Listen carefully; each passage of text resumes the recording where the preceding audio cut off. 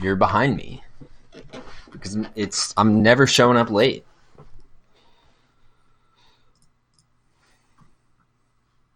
That's on you, bro. Figure it out.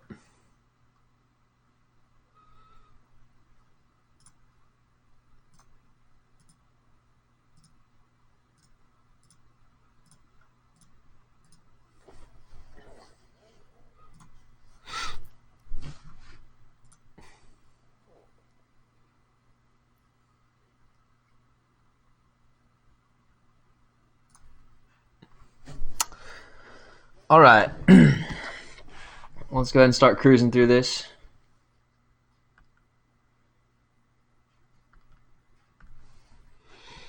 All right, this is our last.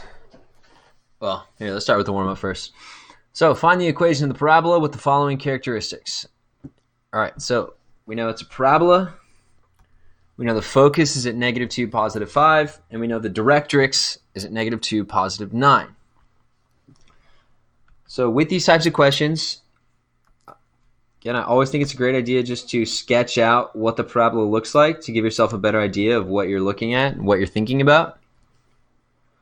So the focus is at -2, +5. We'll say that's about right here. And the directrix is at -2, +9. So, well, wait, -2, +9. That doesn't make sense.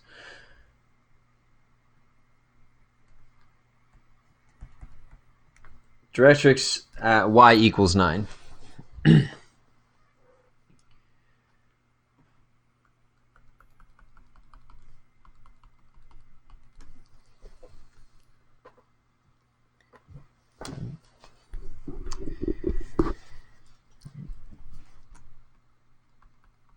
Y equals 9. Boom. Okay, fix it. So automatically, I know a couple things immediately from this so far. Okay, I know that the setup of this formula, or of this particular parabola,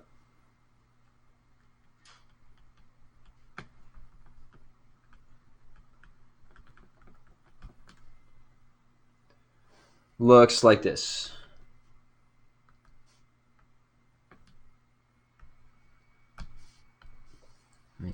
Because since the directrix is this way, right? The directrix is up top here.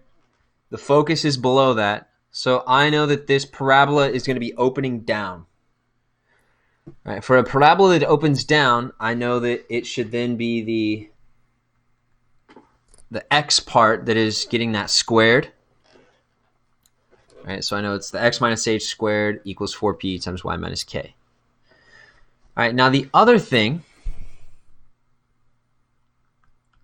that I know is that since it's facing down, I know that the value of that lowercase p, whatever it is, it should be negative, because that's how it will force it to face downward. Okay, so now I just need to know where is the vertex so that I can know h and I can know k. Well, we know the vertex is always in between the directrix and the focus. All right, so let's first look at the y values here. All right, from 5 to 9. So from the focus to the directrix, that's a distance of 4. Well then, that must mean that half of that, so from the focus to the vertex is 2, and from the vertex to the directrix is 2. So this tells me what my value for p should be. So x minus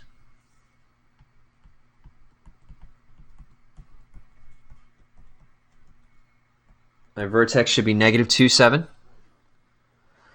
So x plus 2 squared equals 4 times p, but we said p should be -2, right? Between the vertex and the focus is 2, but since that parabola is going to be opening downward, then it should be negative, so -2. times y minus k, so y minus 7. And then I'll just do some quick simplification.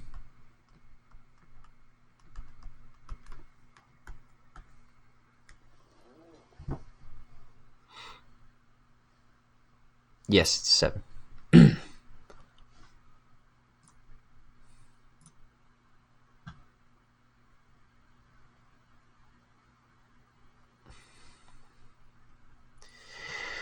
Dude, did you hear about what the superintendents are encouraging Desi to do? I do not know, Finley. Inform me. What's the word? What have you heard?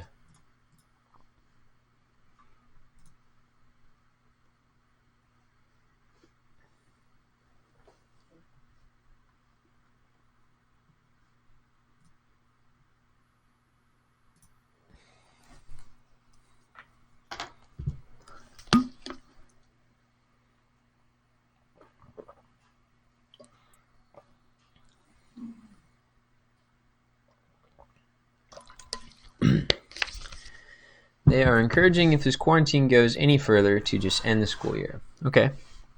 Interesting. Now I have some questions. When you say the superintendents, what does that mean? Like our superintendent? The superintendents of Missouri? Some random superintendent somewhere said this? I'm just curious about where this is coming from.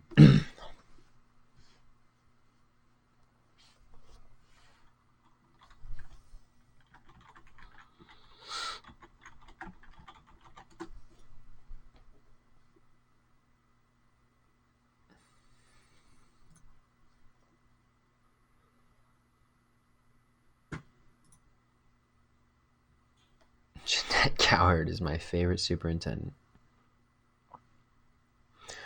A couple around Missouri is what I've heard from my mother, who's a teacher. Interesting. So, yeah, who knows?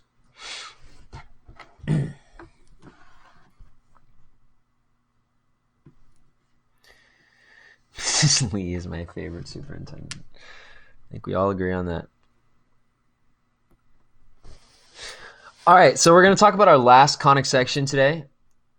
So we've already talked about circles, ellipses, and parabolas. So now we're going to talk about hyperbolas. So if we have our fun little double cone here, if I take the cross section at a steep enough angle so that it goes through both the top cone and the bottom cone, then we get a hyperbola. Hyperbolas are not just two parabolas. Okay, I know they look very similar. So people often want to say that, oh, well, if I just look at this red piece individually, that is a parabola. Or if I just look at this green piece individually, that is a parabola. That's not true. Okay, they are not actually individually parabolas. They are slightly different.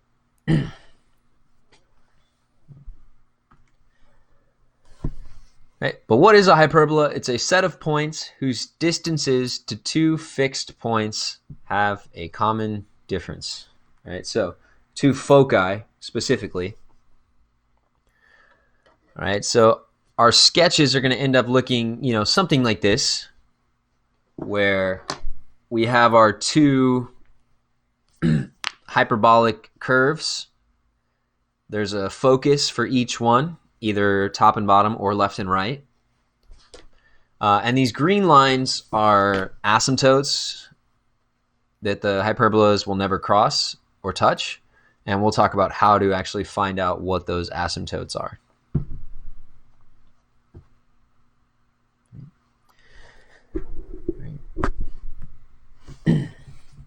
So the equation for hyperbolas. Number one thing, the biggest difference of how we can identify a hyperbola kind of quickly or efficiently is that it has the minus sign between these two terms. Okay. Ellipses are almost the exact same formula, but ellipses have plus signs. They're addition. But hyperbolas will have a minus sign in between those two terms. All right, and also notice the difference here. So the x minus h is in different spots, and the y minus k. Okay, so for this first equation, whenever the x variable is part of the first term, this is how we will get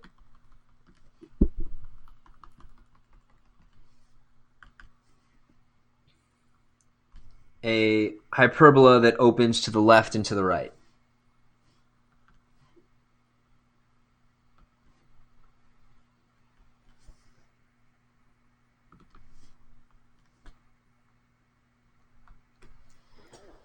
Okay, so kind of a quick, ugly sketch there. So the x is part of the first term. That means we're going to get a hyperbola that opens left and right. And then on the other side,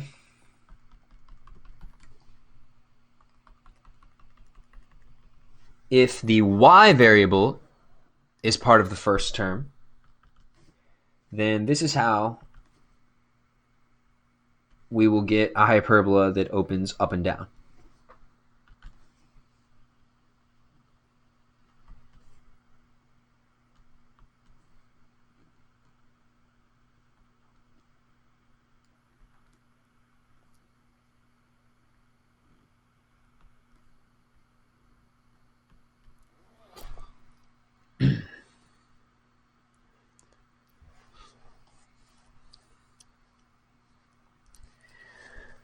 It gets confusing to think about because now we have a lot of different things to keep track of. We have to keep track of hyperbolas. How do we know that they're opening up and down or left and right? Parabolas. How do we know whether they're opening up, down, left, or right? Okay. Ellipses. How do I know that it's a vertical ellipse or a horizontal ellipse? Okay, etc. There's a lot of little details that we have to keep track of for conic sections, which is the most annoying part, right? It's not a ton of things, right? This is our last conic. There's only 4 of them: circle, ellipse, hyperbola, parabola, but they each have a little bit of a difference. Do the A and B always stay in the same place? Yes.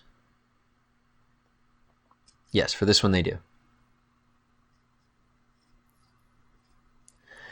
Right, and ellipses, it was always true that A was the larger value, but that's not the case for hyperbolas. For hyperbolas, A is just always that first denominator. All right, and so that's another little thing that we have to remember. For ellipses, A could be in either spot. It just depends on which the larger one is. For hyperbolas, A is always just the first one. That's a good question, Megan.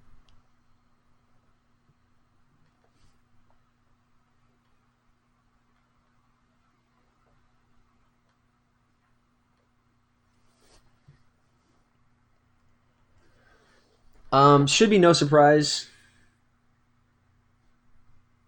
Okay, that, well, it would be a little surprising actually. So so where these two lines meet right here, in either case,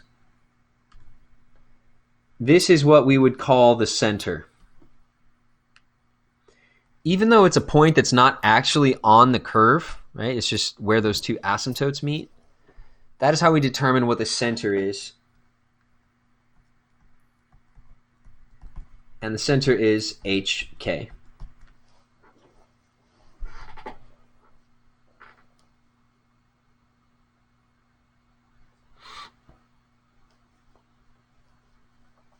Now, just like with ellipses, we somehow needed to know what, we had like a variable, we had A and B for ellipses, but then we also found C.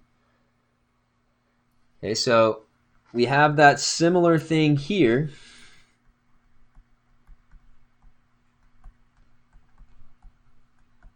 However, for hyperbolas, this is just the Pythagorean theorem. A squared plus B squared equals C squared. Right? For ellipses, it was different. Ellipses, it was a squared minus b squared. Okay, but for hyperbolas, when we use this variable c, it actually is what we're used to using. A squared plus b squared equals c squared.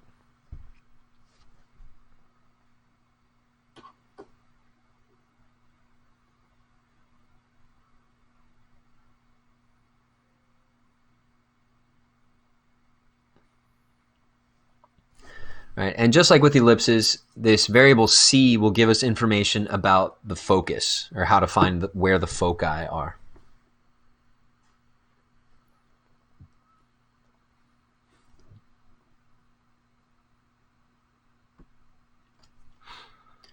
All right, so what do these letters actually determine for us? A is the distance from the center. Oops.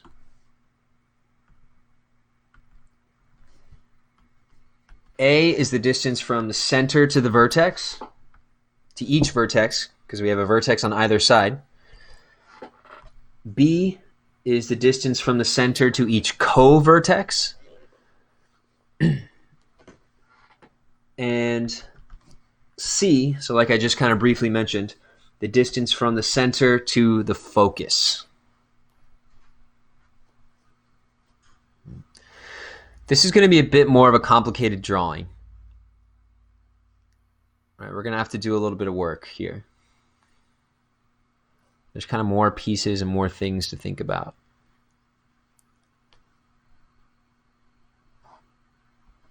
But let's try it out. We're just going to graph 2 of these today to kind of get a feel for them, and then tomorrow we'll come back and do some stuff with creating equations or looking at the properties more specifically. No, not more drawing. It's good news. It's mostly all completely straight lines.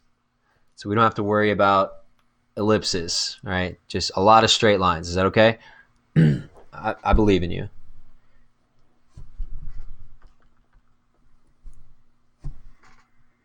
All right, you've had a great art teacher, me. So you can do it.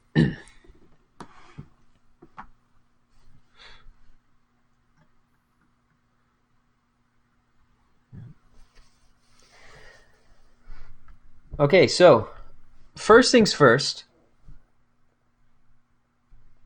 When I look at this, I see that I have the x variable comes in the first term.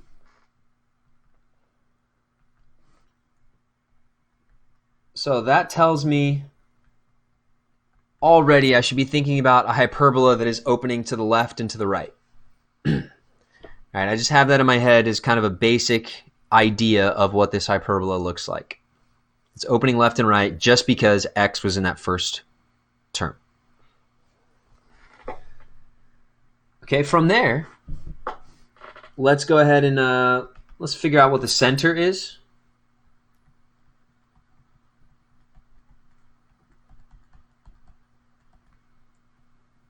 So -1, -4.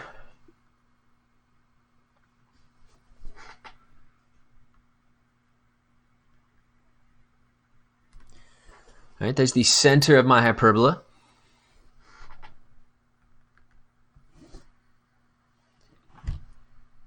Now let's look at a squared. So for these hyperbolas, a is just always the largest, or no, sorry, not the largest. For our ellipses, a is the largest, but for hyperbolas, a is just that first denominator, so 16. Doesn't matter what the actual number is, it's just the first denominator.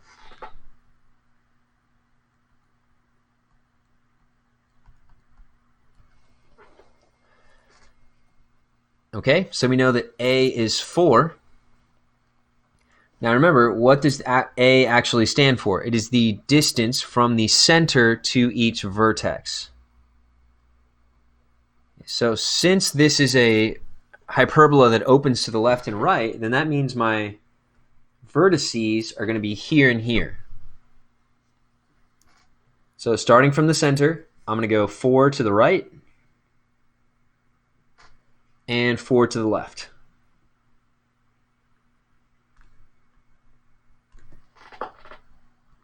And I'll go ahead and label here. My vertices are -5, -4, and 3, -4.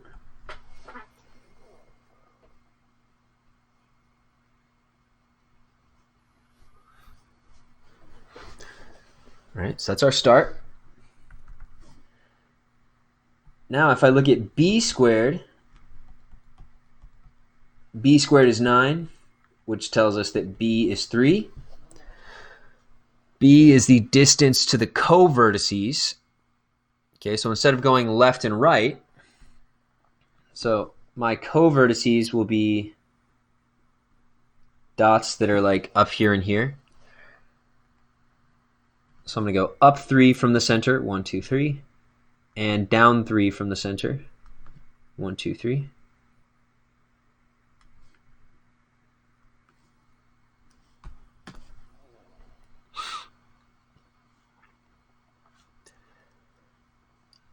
So I have these sort of 4 points. Now this right now kind of almost looks like the setup to an ellipse, like we would just now trace out the ellipse, but this is different because of that minus sign that's in between the two terms instead of it being a plus sign. Right? So it kind of starts off similarly, but not exactly. So what I'm going to do here is once I have these 4 points laid out, I'm actually going to create a box. Right? Straight lines, no worries. I'm going to create a box that connects all these.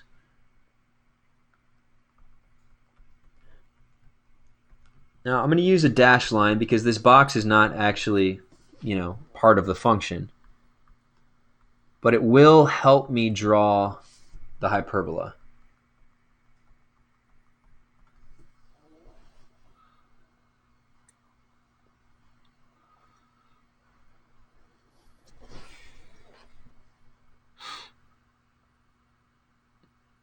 So we have a great box.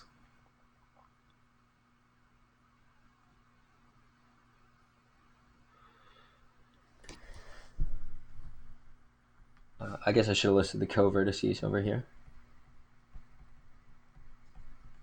Co-vertices. So -1, -1, and -1, -7. Right, those 2 red points.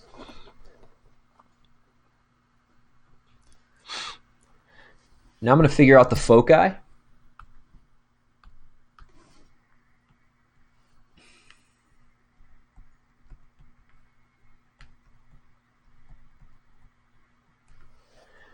We know that we figure out the foci where they are by using c. And c is a squared, c squared is a squared plus b squared, so 16 plus 9. C squared equals 25. So c is 5.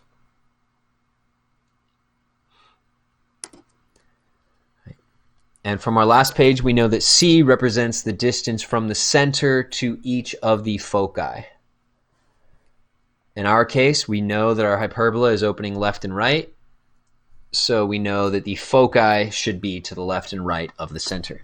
So I'll start at the center, and I'll go to the right 5. 1, 2, 3, 4, 5.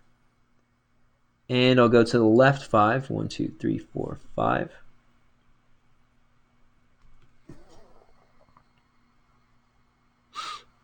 Okay, there's the foci.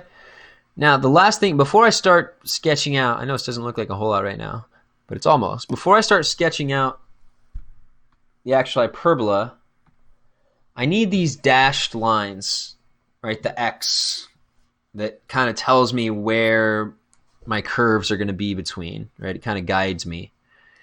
Well, that's why we drew that box, actually, is because to draw those dashed lines, we just need to go diagonal to diagonal. All right, so I'm going to start at one corner of the box and go to the opposite corner of the box, drawing a dashed line. And it should go through the center. Right, and then I'll keep going. I'll keep going. And then I'll do the same thing, but for the other corners, the other opposite corners. So corner to corner through the center. And then I'll just keep going.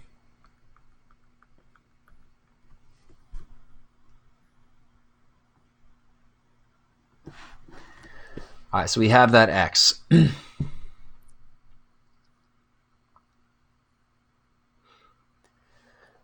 Now all I need to do is actually sketch out that final piece. So let's use, we'll use our pink here.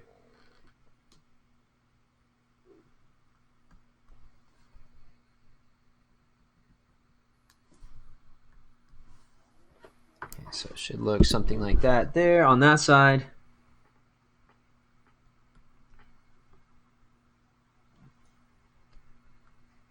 And on this side.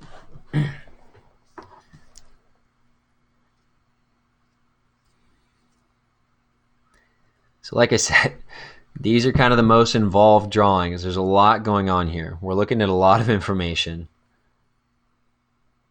A lot of dashed lines.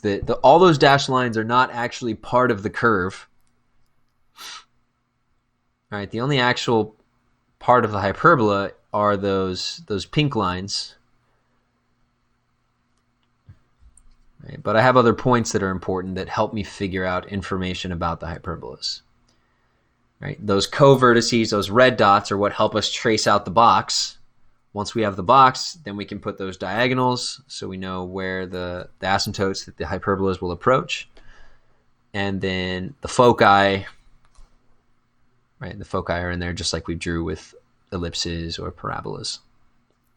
Loving the colors. Thank you, Megan. Just want to make you guys happy.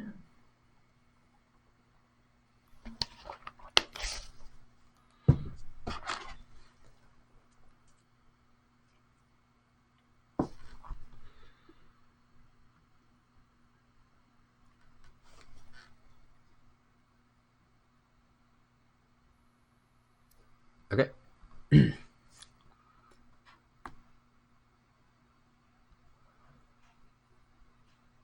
Let's do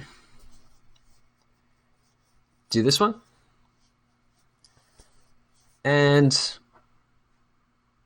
I guess since our last one was already a vertical one, let's go ahead and switch these variables. Not that it's wrong. I'm not wrong. Don't tell me I'm wrong. I'm just going to switch this up just to make it more interesting. Since we already did a hyperbola that goes left and right, let's get one that goes up and down. So let's say this is y and this is x.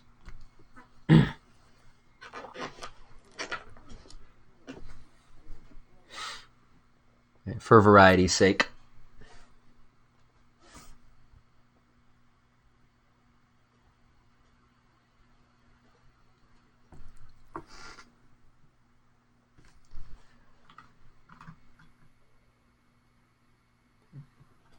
So first thing we need is the center.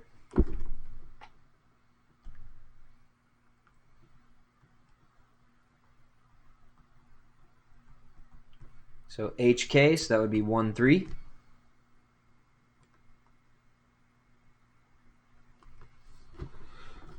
There's my center.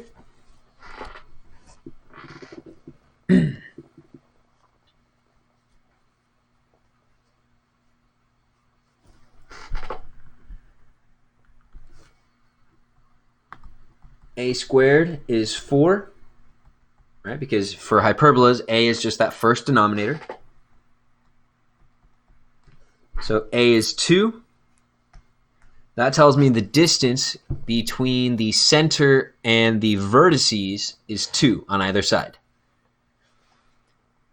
Now, since I changed this so that the y variable is in the first term, then this is a hyperbola that should open up and down.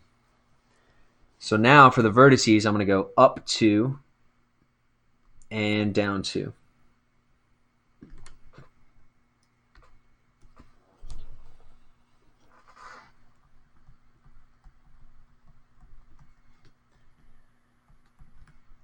So 1, 5 and 1, 1.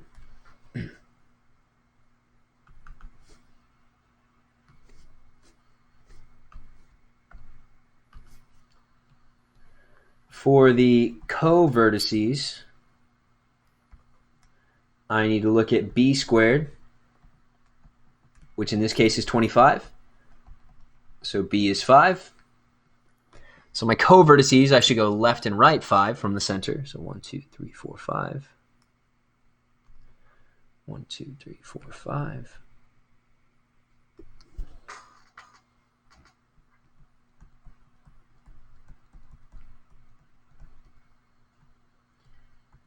So my co-vertices would be -4, 3, and 6, 3.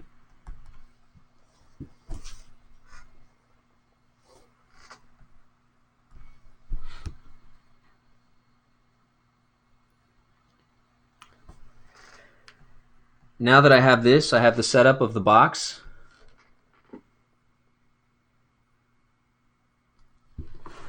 So I can draw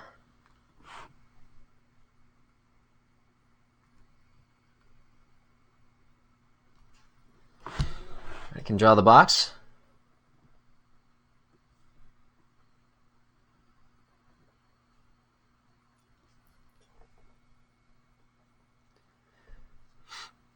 If we wanted to at this point, we could, you don't have to wait till the end.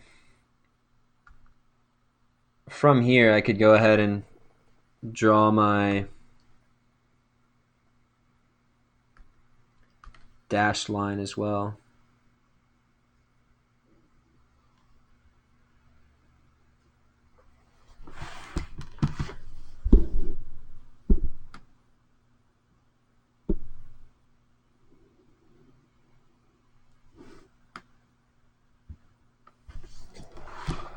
All right, the big X through there. So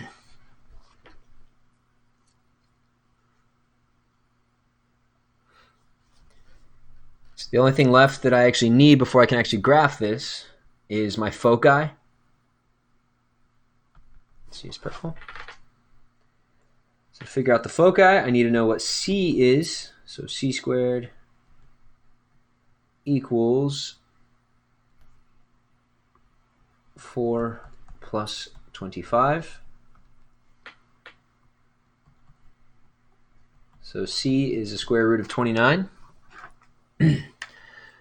Since this is a hyperbola that opens up and down, then I need to start at the center and go up root 29 to get one of the foci, and then down root 29 to get the other foci.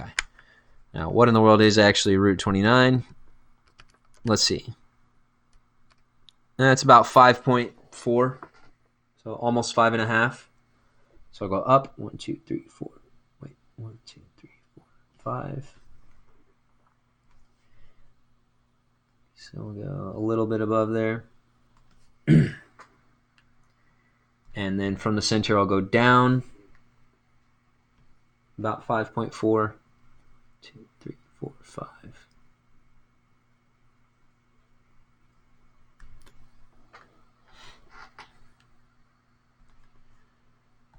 So the foci are at 1. The center starts at 1, 3, but then on that y value, we're going either up or down root 29.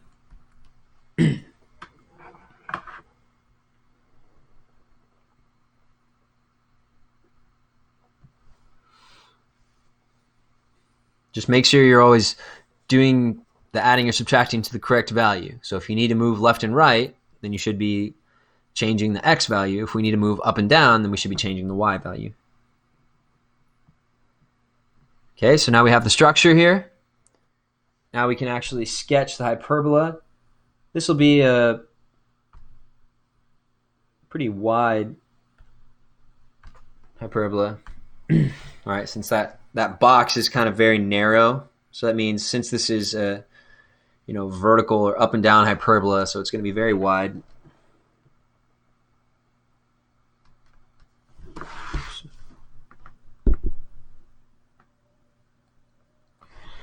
Okay, but they also have the potential to be very narrow.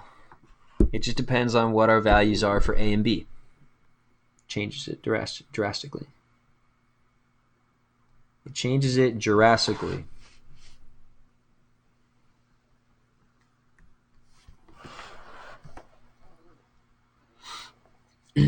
So there we go. There's my hyperbola.